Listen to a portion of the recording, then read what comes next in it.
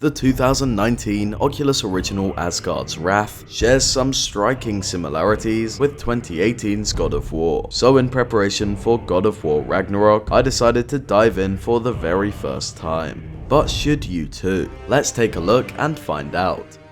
Stepping into the shoes of the newly created god of animals, you'll encounter a multitude of familiar faces from Norse mythology, from becoming the apprentice of Loki. Ah, little god, you have gained glory.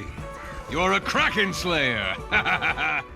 To fighting the God of War himself, though it's probably not the one you're thinking of.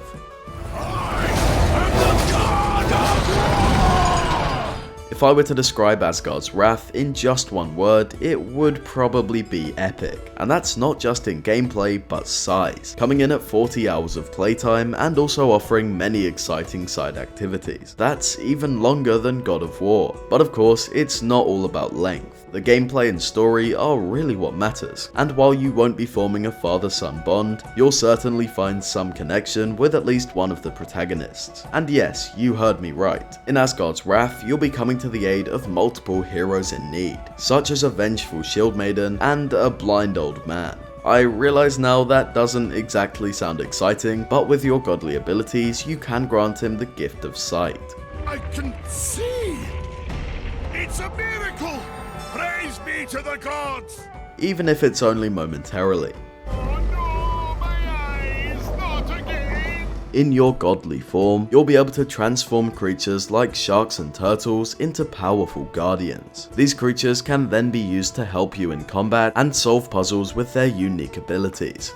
In terms of actual hand-to-hand combat, Asgard's Wrath features a timing-based melee system, which means you'll be expected to block oncoming attacks and parry certain moves to open the opportunity to strike back. This does work well for the most part, but I did find that due to the relatively small range of different enemies, it can eventually become monotonous. Though luckily, the boss fights are the complete opposite. Fighting an actual Kraken just a few minutes into the game is probably an experience you won't forget, and the anticipation for the next action-packed encounter was enough to get me through some of the more tedious sections.